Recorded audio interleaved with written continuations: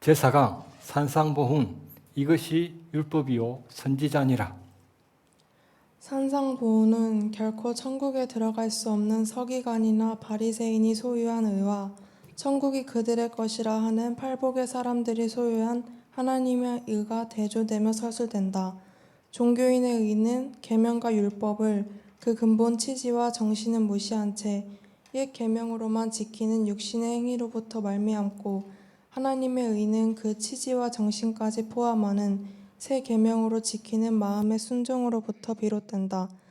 주님의 이 원리는 천지가 없어지기 전에는 1.1핵도 결코 없어지지 않는다. 따라서 팔복의 사람들은 하나님의 통치를 온전히 받아 그분 의를 소유할 뿐 아니라 누릴 수 있어야 한다. 팔복의 사람들은 하나님 나라 복음도 바르게 믿을 뿐 아니라 하나님 나라 율법도 제대로 지켜야 합니다. 1절 비판을 받지 아니하려거든 비판하지 말라. 2절 너희가 비판하는 그 비판으로 너희가 비판을 받을 것이요 너희가 헤아리는 그 헤아림으로 너희가 헤아림을 받을 것이니라. 3절 어찌하여 형제 눈 속에 있는 티는 보고 내 눈 속에 있는 들보는 깨닫지 못하느냐. 4절 보라 내 눈 속에 들보가 있는데 어찌하여 형제에게 말하기를 나로 내 눈 속에 있는 티를 빼게 하라 하겠느냐. 주님은 잘못을 못 본 채 하고 어떤 비판도 하지 말며 선과 악을 판단하지 말라 말씀하시지 않으셨다. 먼저 자신의 눈 속에서 들보를 빼내야만 밝히 보고 형제의 눈 속 티도 빼낼 수 있다 하신 것이다. 들보는 집의 지붕을 지탱하는 큰 통나무로 먼저 자기 눈 속에서 그 큰 들보를 빼내지 않으면 눈 속에서 작은 티가 아니라 눈 그 자체를 빼낼 가능성이 아주 높기 때문이다. 먼저 자기 눈 속에서 들보를 빼내는 사람은 율법을 남에게가 아니라 먼저 자신에게 들이댈 줄 아는 자기 반성이 분명한 사람을 의미한다. 비판은 우선순위를 지킬 때 유익할 수 있다. 그러므로 남을 판단하는 사람아, 누구를 막론하고 내가 핑계하지 못할 것은 남을 판단하는 것으로 내가 너를 정죄함이니 판단하는 내가 같은 일을 행함이니라. 아멘. 6절 거룩한 것을 개에게 주지 말고 진주를 돼지 앞에 던지지 말며 15절 거짓 선지자들을 삼가기 위해서라도 비판적 시각은 필요합니다. 비판적 시간이 없으면 이단들한테 넘어가잖아요. 5절 외식하는 자여 남을 비판함으로써 자신은 안 그런 척 연기하는 연극 배우여 먼저 내 눈 속에서 들보를 빼어라. 그 후에야 밝히 보고 형제의 눈 속에서 티를 빼리라. 자기 반성부터 하라는 것입니다. 사람이 남을 판단할 때는 그 행동의 결과를 기준으로 삼기 때문에 어떻게 저럴 수가 있느냐며 아주 엄격하고 가혹하다. 반대로 자신을 판단할 때는 그 행동의 의도를 기준으로 삼기 때문에 그럴 의도는 아니었다며 정말 너그럽고 간대하다. 사람은 누구나 이중잣대 혹은 고모질 잣대를 갖고 있어 남을 비판할 자격도 없고 능력도 되지 않는다. 그 의도를 다 알 수도 없고 안다 한들 정확하게 판단할 수 있는 공의로운 하나님도 아니기 때문이다. 그가 여호와를 경외함으로 즐거움을 삼을 것이며 그의 눈에 보이는 대로 심판하지 아니하며 그의 귀에 들리는 대로 판단하지 아니하며. 아멘. 6절 거룩한 것을 개에게 주지 말며 너희 진주를 돼지 앞에 던지지 말라. 그들이 그것을 발로 받고 돌이켜 너희를 찢어 상하게 할까 염려하라.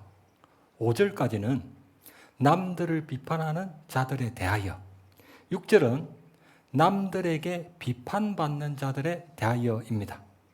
주님은 자기 비판 이전 먼저 남을 비판하는 자는 외식하는 자라고 말씀하셨고, 합당한 충고를 듣고도 수용할 줄 모르는 자는 개나 돼지와 같다고 말씀하신 것입니다.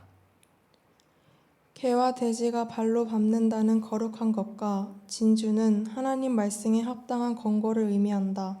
그런 충고를 수차례 했음에도 불구하고 달게 들으려 하지 않는 사람들에게는 더 이상 충고할 필요가 없다는 의미다. 하나님의 뜻 앞에서도 자기 뜻을 굽히지 않는 것은 그분 뜻을 멸시하는 것이기 때문이다. 돼지 목에 진주 먹거리에 불과했던 것이다. 굽이 없는 개와 되새김질을 하지 않는 돼지는 부정한 짐승들이다. 개와 돼지는 악에 집착하는 죄에 종된 상태에서 벗어나기를 원치 않고 하나님의 종으로 살기를 거부하는 자들을 상징한다. 그래서 유대인들이 이방인들을 가리켜 개나 돼지로 부르기로 했다. 내 형제가 죄를 범하거든 가서 너와 그 사람과만 상대하여 권고하라. 만일 들으면 내가 내 형제를 얻은 것이요 만일 듣지 않거든 한두 사람을 데리고 가서 교회의 말도 듣지 않거든 이방인과 세리와 같이 여기라. 아멘. 7절 구하라 그리하면 너희에게 주실 것이요 찾으라 그리하면 찾아낼 것이요 문을 두드리라 그리하면 너희에게 열릴 것이니 8절 구하는 이마다 받을 것이요 찾는 이는 찾아낼 것이요 두드리는 이에게는 열릴 것이니라. 8절은 왜냐하면 이라는 접속사 호티로 시작되어 왜냐하면 구하는 이마다 받을 것이기 때문이고 찾는 이는 찾아낼 것이기 때문이며 두드리는 이에게는 열릴 것이기 때문이라. 구하라 찾으라 두드리라는 말씀은 성도들에게 유명한 것만큼이나 잘못 알려져 있다. 구하라는 것은 기도하고 찾으라는 것은 다방면으로 알아보며 두드리라는 것은 여러 사람을 접해보라는 의미 등으로 오해한다. 구하라 찾으라 두드리라는 말씀은 기도의 의미를 가진 유사한 단어들을 3회 반복함으로써 기도하고 기도하며 기도하라는 간절한 기도를 강조하는 최상급 표현이다. 주실 것이요 찾아낼 것이요 열릴 것이니 아울러 하나님은 응답의 의미를 가진 유사한 단어들도 3회 반복하심으로써 그 기도 명령에 대해 믿음으로 순종하는 자들에게 응답해 주실 것도 최상급으로 보증하신 것이다. 7절과 8절에서는 다를 바가 거의 없는 기도에 대한 동일한 최상급 명령과 응답에 대한 동일한 최상급 약속이 거듭된다. 하나님은 같은 명령과 약속을 반복하여 말씀하심으로써 우리 기도를 정말로 들으실 것이고 참으로 응답하실 것이라는 그분의 신실하심을 또 강조하신 것이다. 자기 아들을 아끼지 아니하시고 우리 모든 사람을 위하여 내주신 이가 어찌 그 아들과 함께 모든 것을 우리에게 주시지 아니하겠느냐. 아멘. 최상급의 기도 명령과 최상급의 응답 약속입니다. 간절한 기도? 야고보서 4장 2절 너희가 얻지 못함은 구하지 아니하기 때문이요 구하여도 받지 못함은 정욕에 쓰려고 잘못 구하기 때문이라. 구하여도 받지 못함은 정욕으로 쓰려고 잘못 구하기 때문이라. 사람이 귀를 돌려 율법을 듣지 아니하면 그의 기도도 가증하니라. 구하라 찾으라 두드리라는 말씀은 간절한 기도를 강조한다. 하지만 야곱이 야복 나루에서 드렸던 소나무 뿌리를 뽑는 듯한 간절한 기도만을 의미하는 것은 아니다. 주님이 너희는 이렇게 기도하라며 그 내용까지 가르쳐 주시고 명령하신 이유도 유대인들이 대부분 정욕으로 쓰려고 잘못 기도하기 때문이었다. 따라서 구하라 찾으라 두드리라는 말씀은 주기도문처럼 바르게 구해야 할 것을 간절히 구하라는 의미다. 우리가 구하고 찾으며 두드리는 것은 대부분 먹는 것, 마시는 것, 입는 것이다. 그러나 그런 것들을 얻기 위해 염려하고 중언부언하며 기도하는 사람들은 이방인들이며 아버지 하나님은 그분 자녀들에게 있어야 할 모든 것을 다 아신다. 이와 같이 성령도 우리의 연약함을 도우시나니 우리는 마땅히 기도할 바를 알지 못하나 오직 성령이 말할 수 없는 탄식으로 우리를 위하여 친히 간구하시느니라. 아멘. 그런데 최상급의 기도 명령에는 무엇을 구하고 무엇을 찾으며 무엇을 두드리라는 목적어가 없습니다. 무엇을? 6장 33절 너희는 먼저 그의 나라와 의를 구하고 너희는 먼저 그의 나라와 의를 찾으며 너희는 먼저 그의 나라와 의를 두드리라. 그러면 어떻게 된다는 거죠? 그리하면 너희에게 먹는 것도 더하시고 마시는 것도 더하시며 입는 것도 더하셔서 이 모든 것을 너희에게 더하시리라. 다 응답받는 것입니다. 더 구체적인 모범적 기도가 6장 9절 그러므로 너희는 이렇게 기도하라. 그러므로 너희는 이렇게 구하라. 그러므로 너희는 이렇게 찾으라. 그러므로 너희는 이렇게 두드리라. 7장 7절 최상급의 기도 명령은 주기도문처럼 아버지의 이름과 아버지의 나라와 아버지의 뜻, 먼저 그의 나라와 의를 구하고 찾으며 두드리라는 것입니다. 9절 너희 중에 누가 아들이 떡을 달라 하는데 돌을 주며 10절 생선을 달라 하는데 뱀을 줄 사람이 있겠느냐? 11절 너희가 악한 자라도 좋은 것으로 자식에게 줄 알거든 하물며 하늘에 계신 너희 아버지께서 구하는 자에게 좋은 것으로 주시지 않겠느냐? 악한 부모와 거룩하신 아버지 하나님, 극과 극의 비교를 통해 최상급의 기도 명령과 최상급의 응답 약속을 다시 한번 강조하시는 것입니다. 우리는 아버지께 대부분 빵이 아니라 돌을 구하고 생선이 아니라 뱀을 구하는 기도를 드리곤 한다. 눈 속에 들보가 있기 때문에 잘못 알아보기 때문이다.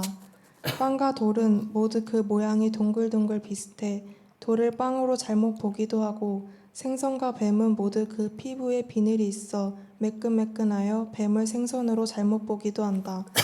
우리는 기도할 바를 잘 알지도 못하고 마냥 구한다.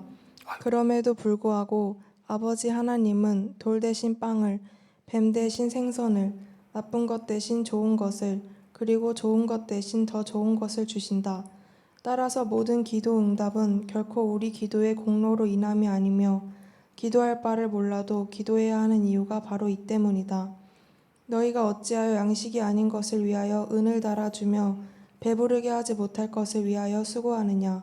내게 듣고 들을지어다. 그리하면 너희가 좋은 것을 먹을 것이며 너희 자신들이 기름진 것으로 즐거움을 얻으리라. 아멘. 너무 배가 고프면 돌이 빵처럼 잘못 보일 때도 있고 뱀을 생선으로도 잘못 볼 수도 있습니다. 요수아의 기도, 태양아 기브온 위에 머물러라. 달아 너도 그리할지어다. 아들 요수아가 비상식적이고 엉뚱하게도 돌과 뱀을 구했습니다. 그러나 아버지 하나님은 떡과 생선을 주셔서 지구의 자전을 뚝 하고 멈추셨던 것입니다. 아버지 기도의 응답이 없는 경우는요, 당신은 떡과 생선인 줄로만 알고 우리가 간절히 구했던 것입니다. 그러나 결국에는 돌과 뱀이었기 때문에 주지 않으셨던 것입니다. 만일 눈에 들보가 들어있는 우리 원대로 다 주신다면 대한민국 국민들은 전부 대통령이 돼요. 군대는 아무도 가지 않고 쓰레기는 아무도 치우지 않아 금방 지옥으로 변할 것입니다. 자기에게 필요하다고 느끼는 것과 자신에게 정말 필요한 것은 오직 하나님만 알고 하나님이 주십니다. 주님은 산상보훈을 통해 계명과 율법의 근본 취지와 정신을 가르쳐 주셨다. 따라서 팔복의 사람들은 하나님이 통치 바실레이아를 온전히 받아 천국 복음도 바르게 믿어야 하고 하나님 나라 율법도 제대로 지켜야 한다. 그러나 문제는 우리에게 그럴 능력이 없다는 것이다. 결코 천국에 들어가지 못하는 서기관이나 바리새인과 별로 다르지도 않다. 그래서 주님이 그 하나님의 통치와 의를 구하라 찾으라 두드리라고 명령하신 것이다. 그리하면 그 통치와 의뿐 아니라 먹는 것, 마시는 것, 입는 것 모든 것까지 더하여 주시는 것이다. 너희가 악할지라도 좋은 것을 자식에게 줄 알거든 하물며 너희 하늘 아버지께서 구하는 자에게 성령을 주시지 않겠느냐 하시니라. 아멘. 살인하지 않는 것이 아니라 미워하지도 않고 간음하지 않는 것이 아니라 음욕도 품지 않는 팔복의 사람답게 살기 위해서는 구하고 찾으며 두드려야 합니다. 가장 좋은 기도 제목은 하나님의 복이 아니라 복을 주시는 하나님 그 자신, 곧 성령님을 구하는 것입니다. 12절 그러므로 무엇이든지 남에게 대접을 받고자 하는 대로 너희도 남을 대접하라. 이것이 율법이요 선지자니라. 뭔가 어색합니다. 7절 구하라 찾으라 두드리라. 9절 떡을 달라 하는데 돌을 주며 10절 생선을 달라 하는데 뱀을 줄 사람이 있겠느냐? 11절 하물며 하늘에 계신 너희 아버지께서 구하는 자에게 좋은 것으로 주시지 않겠느냐? 12절 그러므로 무엇이든지 남에게 대접을 받고자 하는 대로 너희도 남을 대접하라. 이것이 율법이요 선지자니라. 그러므로 12절 그러므로 이전과 이후에 흐름이 어색한 것입니다. 접속사 그러므로 이전에는 먼저 그 근거가 서술됩니다. 그리고 그러므로 이후에는 그 결론을 맺는 것입니다. 그러므로라는 접속사는 그러므로 이전에 근거를 대고 그러므로 이전에 이후에 결과를 대는 것입니다. 자, 1번과 2번 중 몇 번이 자연스러운지 잘 들어보시기 바랍니다. 1번 성경대로 말해보겠습니다. 11절 아버지는 구하는 자에게 반드시 좋은 것을 주신다. 그러므로 너희도 남을 대접하라. 2번입니다. 아버지는 구하는 자에게 반드시 좋은 것을 주신다. 그러므로 너희도 아버지께 간절히 구하라. 한 번 더. 1번 성경대로입니다. 아버지는 구하는 자에게 반드시 좋은 것을 주신다. 그러므로 너희도 남을 대접하라. 2번 아버지는 구하는 자에게 반드시 좋은 것을 주신다. 그러므로 너희도 아버지께 간절히 구하라. 잘 어울리기는 11절 반드시 좋은 것을 주신다. 그러므로 너희도 아버지께 간절히 구하라. 2번이 잘 어울립니다. 그러나 성경은 11절 아버지는 구하는 자에게 반드시 좋은 것을 주신다. 그러므로 너희도 남을 대접하라. 1번으로 기록되어 있다는 것입니다. 예를 들겠습니다. 이현민이는 주한이 아빠다. 그러므로 아빠는 주한이를 사랑한다. 아빠가 아들에게 반드시 해주고 싶은 결론의 말이 무엇입니까? 이현민이는 주한이 아빠다. 그러므로 아빠는 주한이를 사랑한다. 뭐가 결론입니까? 그러므로 이전 이현민이는 주한이 아빠다? 이게 결론이에요. 그러므로 이후 아빠는 아들을 사랑한다? 이게 결론입니까? 결론은 그러므로 이후 아빠는 아들을 사랑한다 입니다. 반드시 기억해야 하는 말은 그러므로 이전이 아니라 그러므로 이후 아빠는 아들을 사랑한다 입니다. 그런데 12절 그러므로의 근거 그 이전 말씀 구하라 찾아라 두드리라는 우리가 아주 잘 기억하고 있습니다. 그런데 반드시 기억해야 하는 그러므로의 결론 그 이후 말씀은 아예 기억조차도 없다는 것입니다. 배보다 배꼽이 더 커져 버려서 잘못 알고 있는 것입니다. 잘못 알아도 이만저만 잘못 알고 있는 것이 아니죠. 지금 산상보훈의 결론을 이야기하는데 그 결론을 완전히 우리는 엉터리로 알고 있다는 것입니다.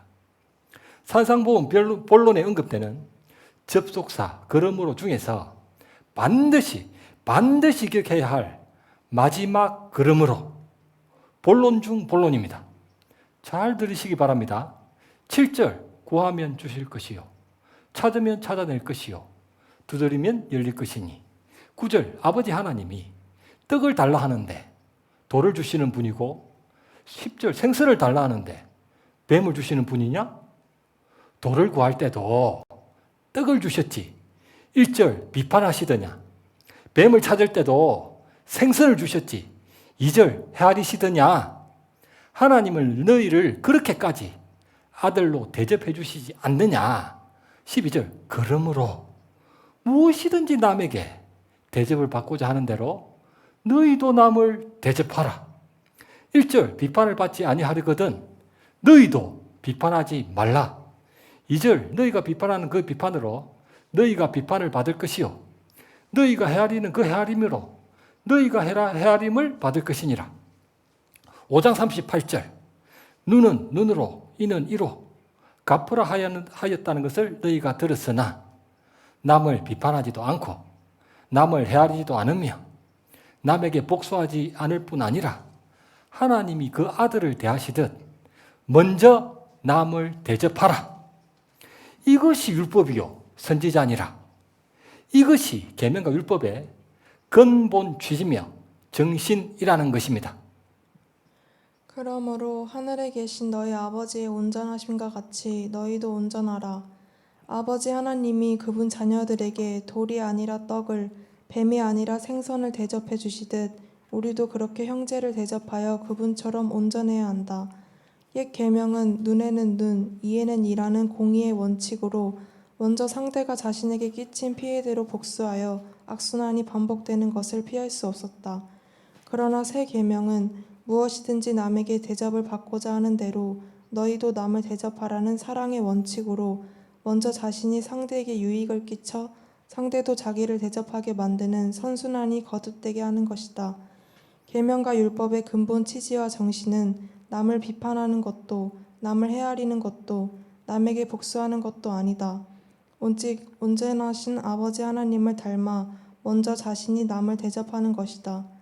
간음하지 말라, 살인하지 말라, 도둑질하지 말라, 탐내지 말라 한 것과 그 외에 다른 계명이 있을지라도 내 이웃을 내 자신과 같이 사랑하라 하신 그 말씀 가운데 다 들었느니라.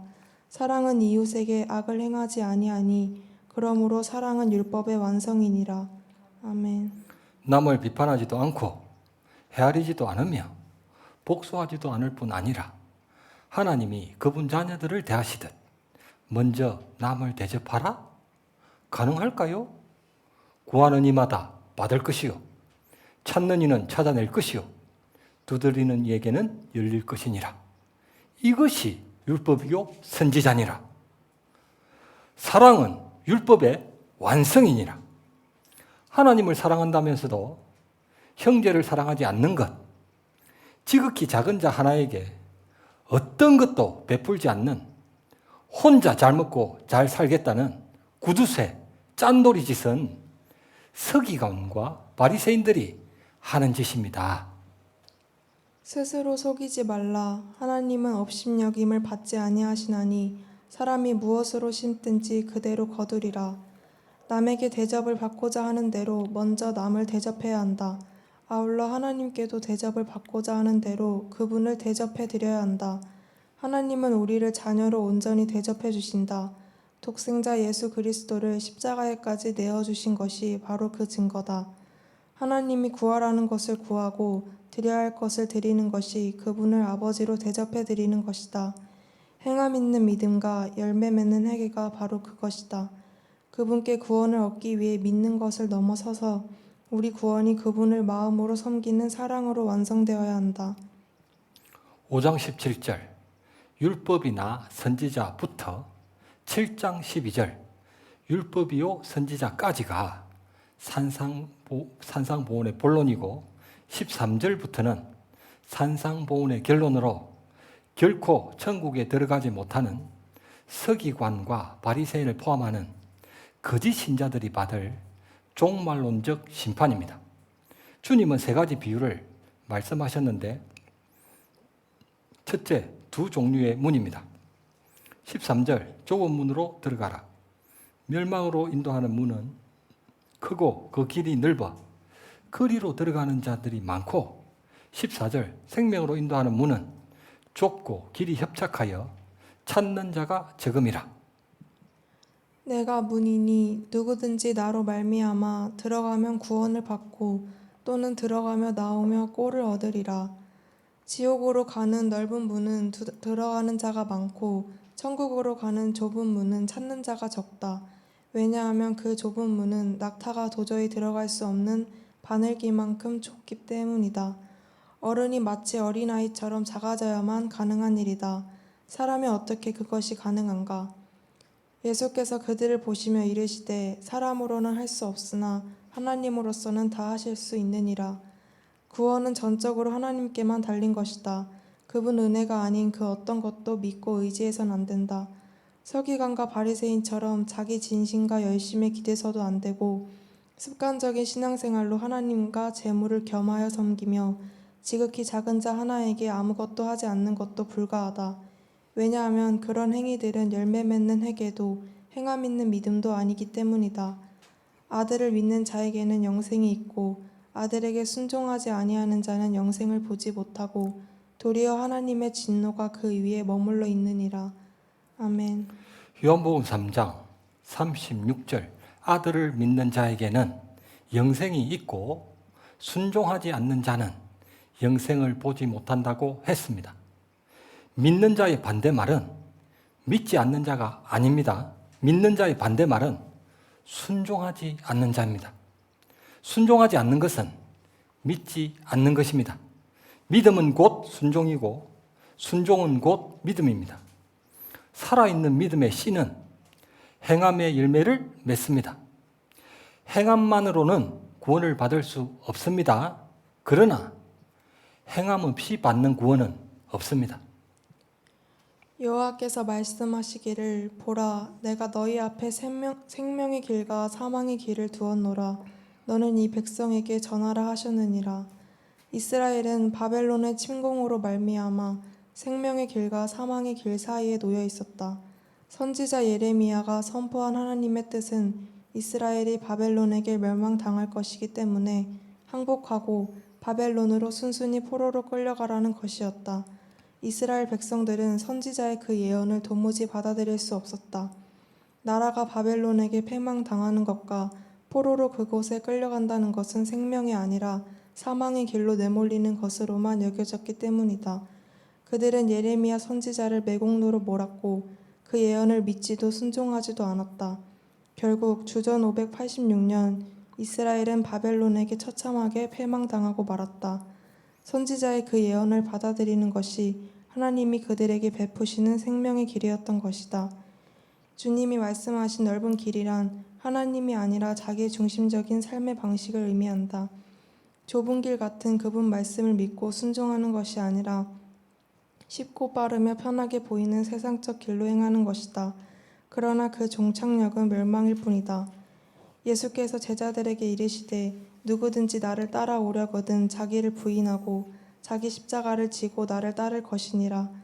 누구든지 제 목숨을 구원하고자 하면 잃을 것이요 누구든지 나를 위하여 제 목숨을 잃으면 찾으리라. 아멘. 자기 십자가를 지지 않으면 제 목숨을 잃을 것이요. 구원은 남의 이야기입니다. 자기 십자가를 지지 않는 사람은 구원은 남의 이야기예요. 둘째, 두 종류의 나무입니다. 15절 거짓 선지자를 삼가라. 양의 옷을 입고 너희에게 나오나 속에는 노락질하는 이리이니라. 16절 그들의 열매로 그들을 알지니 가시나무에서 포도를 엉겅퀴에서 무화과를 따겠느냐. 17절 이와 같이 좋은 나무마다 아름다운 열매를 맺고 못된 나무가 나쁜 열매를 맺나니. 18절 좋은 나무가 나쁜 열매를 맺을 수 없고 못된 나무가 아름다운 열매를 맺을 수 없느니라. 19절 아름다운 열매를 맺지 아니하는 나무마다 찍혀 불에 던져지느니라. 불지옥에 던져지느니라. 20절 이러므로 그들의 열매로 그들을 알리라. 16절부터 20절에서 열매가 7회나 반복되며 믿는다고 하는 말이 아니라 열매, 행동으로 드러나는 열매가 심판의 기준이라는 것을 분명히 하신 것입니다. 좋은 나무가 되는 비결이 무엇인가? 아름다운 열매를 맺는 것인가? 좋은 나무가 아니고선 아름다운 열매도 맺을 수 없다. 못된 나무가 좋은 나무가 되기 위해서는 아름다운 열매를 맺으면 되는 것이 아니다. 그것은 낙타가 바늘기로 들어가는 것만큼이나 불가능한 일이다. 못된 나무가 좋은 나무가 되기 위해서는 좋은 나무에 접붙여져야 한다. 그러면 아름다운 열매가 자연스레 맺혀진다. 스스로 아름다운 열매를 맺을 수 있다고 착각하며 자기 진심과 열심으로 애쓰는 것이 바로 서기관과 바리새인의 의다. 믿음의 본질은 아름다운 행위의 열매를 맺는 것이 아니라 좋은 나무이신 주님께 접붙여지는 바른 관계를 맺는 것이다. 그러면 30배, 60배, 100배 열매도 맺는다. 성한 행위 이전 먼저 선한 마음을 가져야 한다. 참 선지자는 하나님 눈에 보기에 좋은 것을 행함으로 세상에서 박해받을 수밖에 없다. 그러나 거짓 선지자는 사람들 눈에 보기에 좋은 것을 행함으로 그들에게 박수를 받는다. 나로 말미암아 너희를 욕하고 박해하고 거짓으로 너희를 거슬러 모든 악한 말을 할 때에는 너희에게 복이 있나니 기뻐하고 즐거워하라. 하늘에서 너희의 상이 큼이라. 너희 전에 있던 선지자들도 이같이 박해하였느니라. 아멘. 사과 열매를 맺어야 사과 나무가 되는 것이 아니라 사과 나무가 되어야 사과 열매를 맺을 수 있습니다. 선한 일을 행해야 선한 사람이 되는 것이 아니라 선한 사람이 되어야 선한 일을 행할 수 있습니다.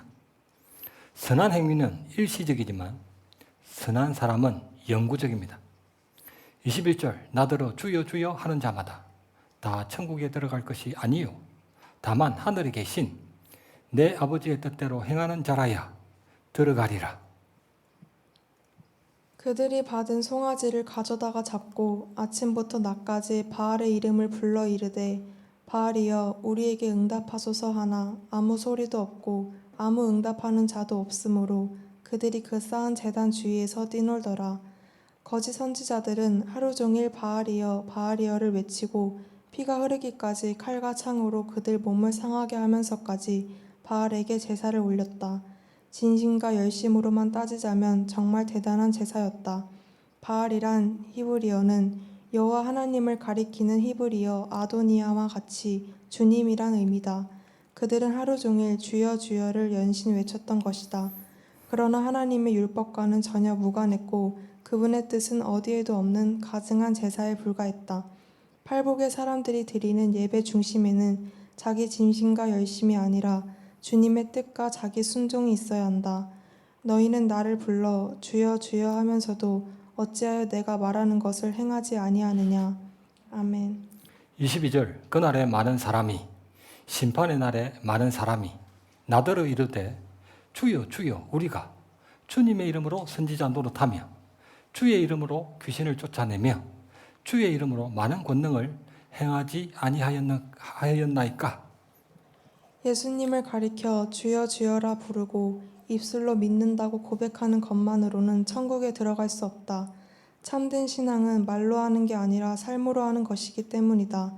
주의 이름으로 선지자 노릇하고 귀신을 쫓아내며 많은 권능을 행하는 것도 마찬가지다. 그런 행위들을 구원에 이르는 근거로 삼는 것은 하나님 은혜를 전적으로 의지하지 않는 것이며 그분 율법에 위배되는 불법이기 때문이다.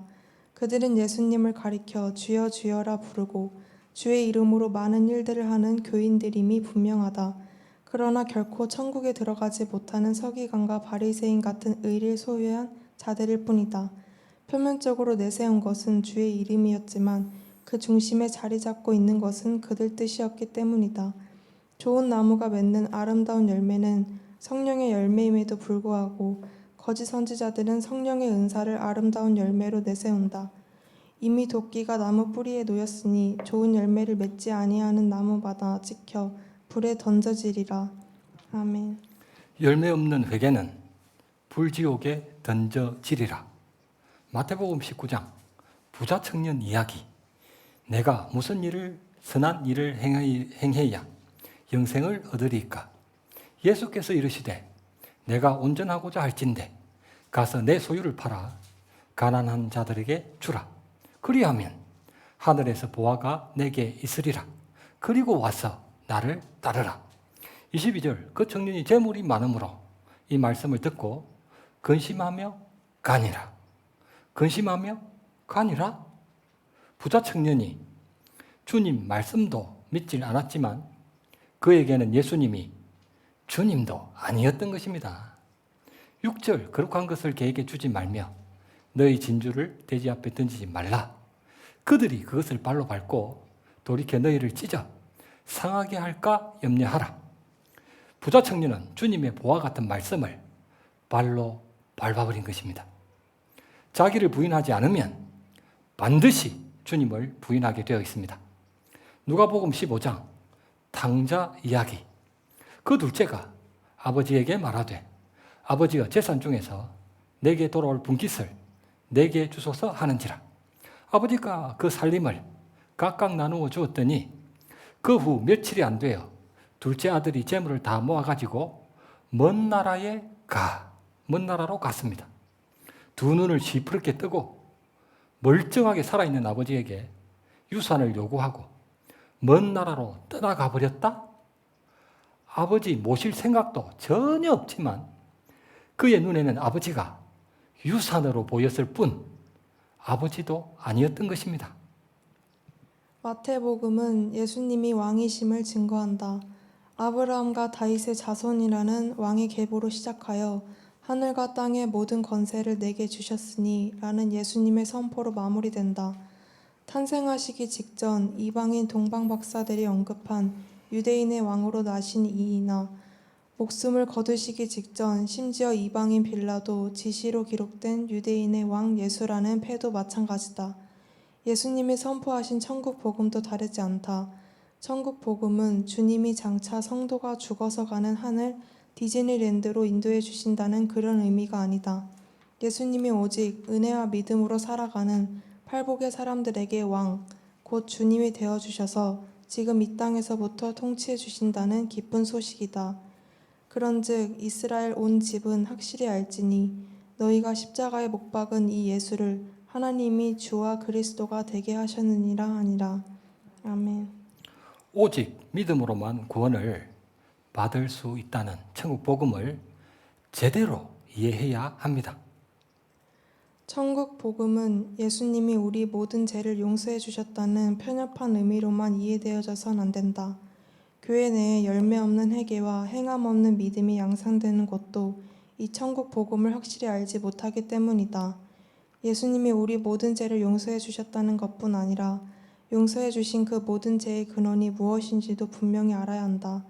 모든 죄는 에덴에서 왕, 곧 주님 되신 하나님을 불신하고 그분 명령에 불순종했던 선악을 알게 하는 나무의 열매를 먹은 원죄로부터 비롯된 것이다.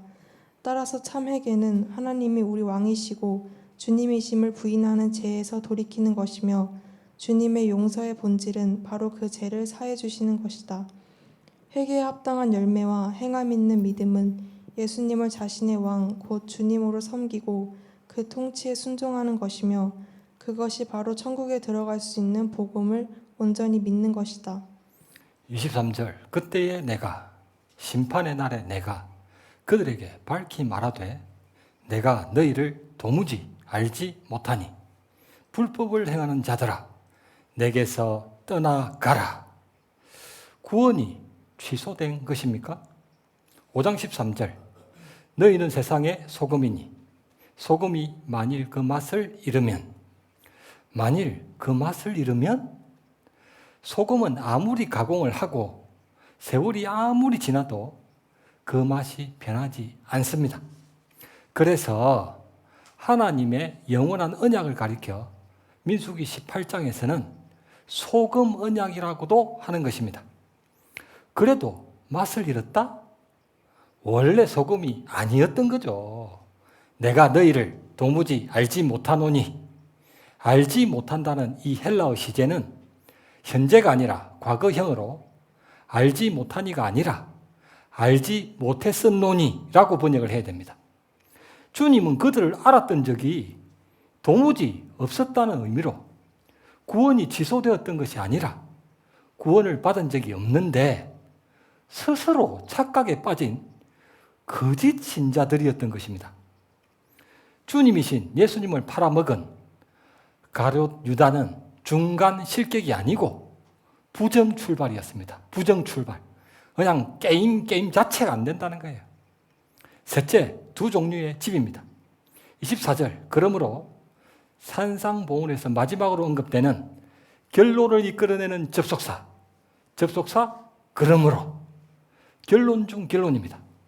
누구든지 나의 이 말을 듣고 누구든지 이 산상보훈을 듣고 행하는 자는 그 집을 반석 위에 지은 지혜로운 사람 같으리니 25절 비가 내리고 창수가 나고 창수의 한자는 불어날 창자와 물수로 비가 쏟아져 물이 급속도로 불어나 하천이 범람하는 것을 가리킵니다. 바람이 불어 그 집에 부딪히되 무너지지 아니하나니 이는 주추를 반석 위에 놓은 까닭이요. 출애굽한 이스라엘 백성들은 하나님과 이집트 우상 금송아지를 구분하지 못해 금송아지를 하나님이라 부르며 그분을 말도 못하는 신으로 만들어 버렸다. 북이스라엘 초대왕 여로보암은 시내산 금송아지를 이스라엘 최북단 단과 최남단 베델의 2마리로 만들어 섬겨 결국 이스라엘이 멸망당하는 화근이 되고 말았다. 사사입단은 하나님과 가나안 우산 몰렉을 구분하지 못해 무남 동료를 불살라 죽여 그분을 아주 잔인한 신으로 만들었다. 대제사장 엘리의 2아들 제사장 홈니와 비느하스는 하나님과 시돈 우상 바알을 구분하지 못해 하나님의 성막에서 수종드는 여인들과 동침하여 그분을 을람한 신으로 만들었다. 이스라엘 왕들은 남신 바알과 아울러 여신 아세라까지 섬겨 그분을 부부 생활을 하는 아주 인간적인 신으로 만들었다. 심지어 하나님의 성전이 있었던 이스라엘 수도 예루살렘에 남색하는 자가 있을 정도였다. 부자 청년과 라오디게아 교인은 하나님과 재물을 구분하지 못해 그분을 돈이나 뜯어내는 잡신으로 만들었다. 운이 좋다거나 재수운 붙었다는 말을 쓰는 교인들은 하나님을 행운의 여신 정도로 격하시키는 것이다.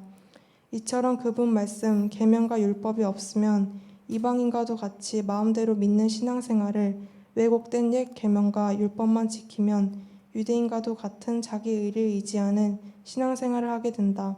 그들은 모두 자신을 창조하신 하나님이 자신을 통치하시는 것이 아니라 자기들이 만들어 주님이라 부르는 그 우상을 자신들이 조정한 것이다.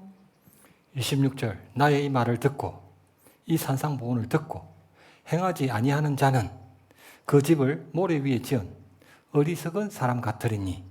27절 비가 내리고 창수가 나고 바람이 불어 그 집에 부딪히매 무너져 그 무너짐이 심하니라. 이스라엘 가나안 땅의 시내나 강 중에는 와디라 불리는 계절천이 있다. 비가 한 방울도 오지 않는 건기에는 그 바닥을 완전히 드러내지만 비가 집중적으로 내리는 우기에는 물이 넘쳐 범람하는 강이다. 와디가 바닥을 완전히 드러내는 건기에는 그 바닥이 평평해서 그 위에 집을 짓고 살기에 적당한 땅으로 보인다. 그러나 결코 집을 짓고 살아서는 안 되는 위험한 곳이다. 평소와는 달리 우기가 닥치면 위로부터 비가 쏟아지고 아래로부터 물이 차오르며 사방에서 바람이 불어 집이 심하게 무너질 수밖에 없기 때문이다. 둘 다 주님 말씀을 들었고 둘 다 집을 지었으며 둘 다 비가 내리고 창수가 나고 바람이 불어 그 집에 부딪혔다. 다른 점은 오직 하나, 주체를 반석 위에 놓은 것과 그 집을 모래 위에 지은 것이다. 평소에는 주추가 그 집 건물에 가려져 있기 때문에 반석인지 모래인지 알 수 없다.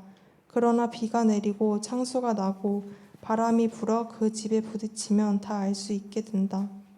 5장 14절 산 위에 있는 동네가 숨겨지지 못할 것이요.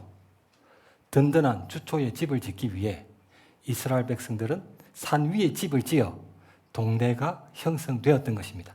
그래서 산 위에 있는 동네가 숨겨질 수 없다는 말씀이 나왔던 거죠. 마태복음 19장 다시 부자 청년 이야기. 예수께서 이르시되 내가 온전하고자 할진대 가서 내 소유를 팔아 가난한 자들에게 주라. 그리하면 하늘에서 보화가 내게 있으리라.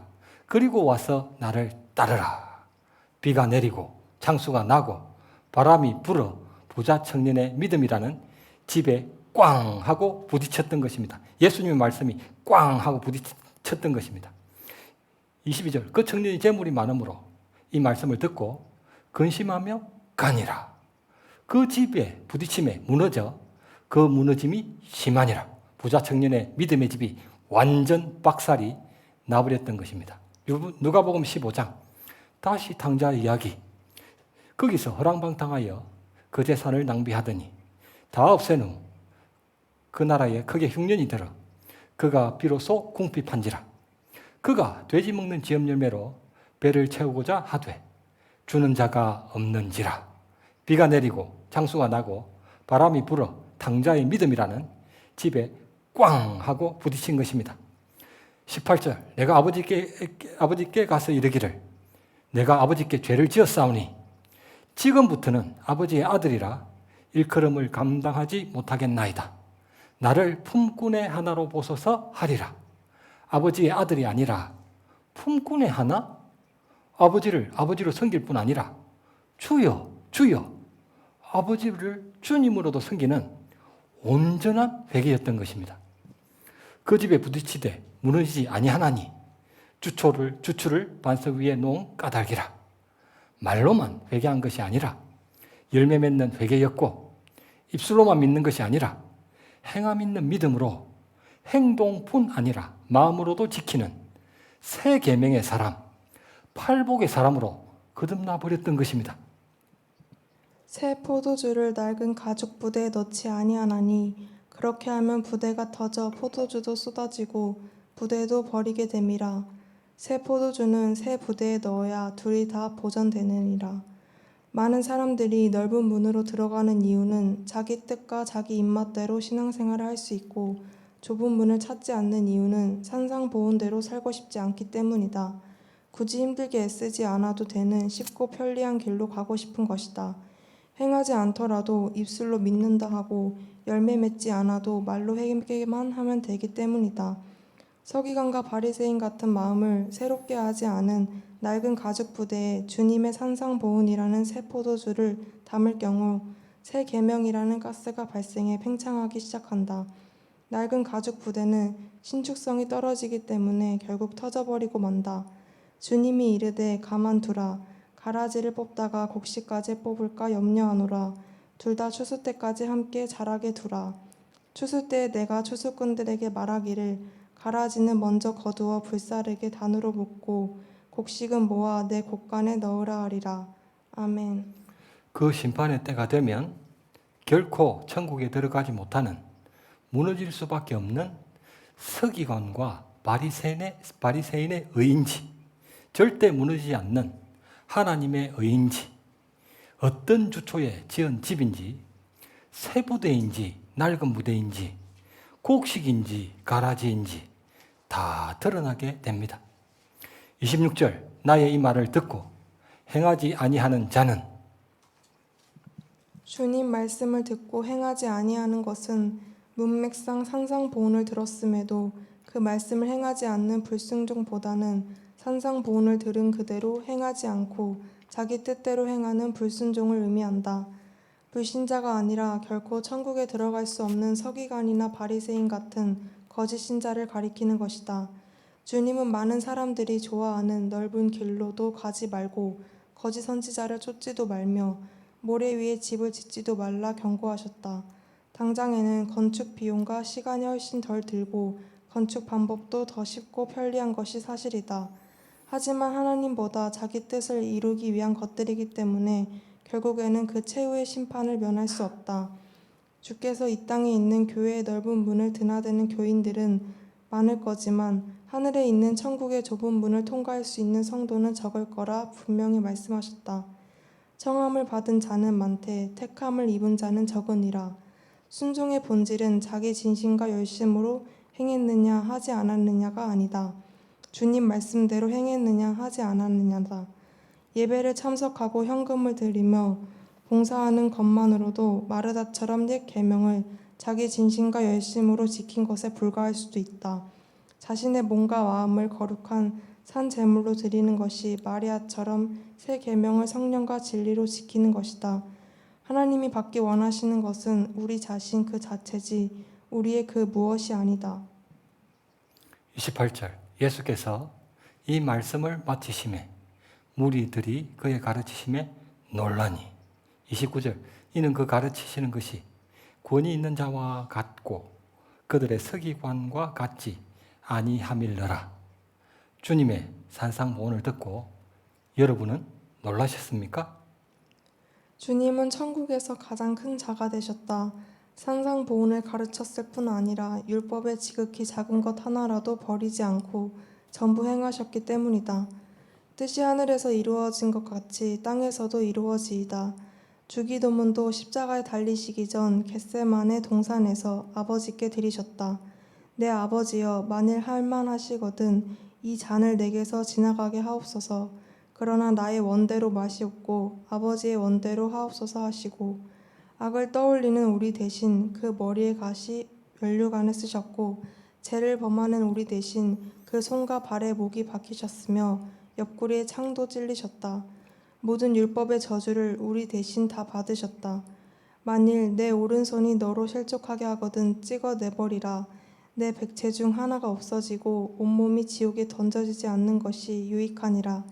그럼으로써 율법의 1.1획도 결코 없어지지 아니하고 다 이루실 거라는 그 말씀도 다 성취하셨다. 예수께서 신 포도주를 받으신 이후에 이르시되 다 이루었다 하시고 머리를 숙이니 영혼이 떠나가시니라.